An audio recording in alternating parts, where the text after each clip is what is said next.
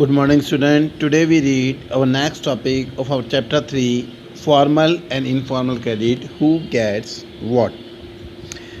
What we have given graph 2, which shows the importance of formal and informal sources of credit for people in urban area. अब देखिए हम लोग ये graph देखते हैं. Of all the loans taken by urban household, what percentage was formal and what percentage was formal? What was explained in this graph? In this graph, uh, people from urban household has been taken and their percentage was shown that how much loan they take from the formal and how much they loan take from the informal sector. Now first of all we see the rich household. अब जो rich house hold है वो क्या करेगा, 90% loan तो लेगा formal sector से और 10% लोन लेगा इनफॉर्मल सेक्टर से. So what is the reason behind it? The reason behind is that कि अब उनके पास में क्या होती है, कलेक्ट्रल होती है तो वो क्या कर सकते हैं, आराम से बैंक उनको क्या करता है, लोन दे देता है. फिर है जो 10% है उनके पास में कलेक्ट्रल नहीं होती है तो उनको किससे लेनी पड़ती है,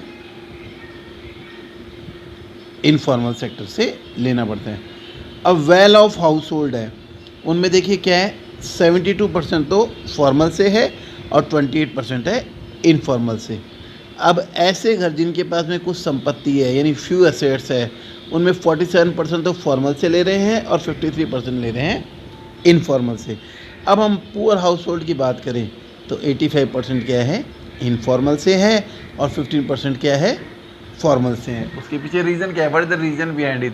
the reason behind it that they don't have collateral. उनके पास में कलेक्ट्रल नहीं होती है, उनके पास में कोई एसेट्स नहीं होती है जिससे कि वो उस पर लोन ले सके.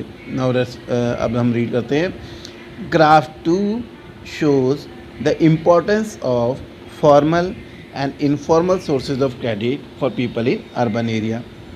The people are divided into 4 groups from poor to rich as shown in the figure. You can see that 85% of the loans taken by the poor household in the urban areas are from informal sources. अब ये कह रहा है कि 85% जो loan लेते हैं poor house hold वो किससे लेते हैं, इनफॉर्मल से सोर्सेज से लेते हैं. Compare this with the rich urban house hold, what do you find? Only 10% of their loans are from informal sources while 90% are from the formal sources. A similar pattern is also found in rural areas. The rich household are availing cheap credit from the formal lenders, whereas the poor household have to pay a large amount for borrowing. What does all this suggest? First, the formal sector will meet only about half of the total credit needs of the rural people. The remaining credit needs are met by informal sector. अभी क्या बोल रहे हैं कि जो rural areas हैं वहाँ पर मोस्टली जो बोरोइंग होती है वो किससे होती है, from informal sources. Most loans from informal lender carry a very high interest rate and do little to increase the income of the borrower. अभी बोल रहा है कि मोस्टली जितने भी लोन्स हैं जो इनफॉर्मल लेंडर से लिए जाते हैं उनके ऊपर क्या होती है, हाई रेट ऑफ इंटरेस्ट होती है और ये जो बोरोअर है उसकी इनकम को बहुत थोड़ा ही बढ़ाती है, यानी उनकी इनकम नहीं हो पाती है क्योंकि एक मोस्टली पार्ट है उनकी इनकम का वो उस बोरिंग के इंटरेस्ट देने में ही लग जाता है.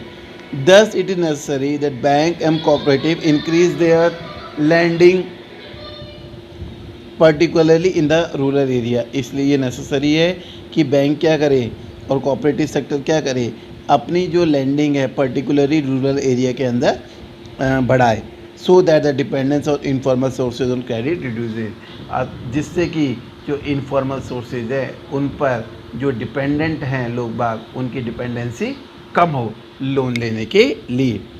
Secondly, while formal sector loans need to expand, it is also necessary that everyone receive these loan. अब क्या है, इस चीज़ की भी ज़रूरी है कि फॉर्मल सेक्टर क्या करे, अपने लोन को एक्सपेंड करे. एक्सपेंड करने से क्या होगा, जो रूरल पीपल हैं उन्हें चीप एंड अफोर्डेबल रेट पर लोन मिल सकेगा। At present it is the richer household who receive formal credit whereas the poor have to depend on the informal sources. अभी क्या बोला है, प्रेजेंट में क्या हो रहा है, जो रिचर हाउस होल्ड है उन्हें क्या मिल रहा है, फॉर्मल क्रेडिट से सोर्सेज मिल रहा है, जबकि पुअर को इनफॉर्मल सोर्सेज पे डिपेंड रहना पड़ता है। It is important that the formal credit is distributed more equally so that the poor can benefit from the cheaper loan. अब ये कह रहा है कि फॉर्मल क्रेडिट है उसको इक्वली डिस्ट्रीब्यूट किया जाए ताकि पुअर को उससे बेनिफिट हो सके और वो चीपर लोन को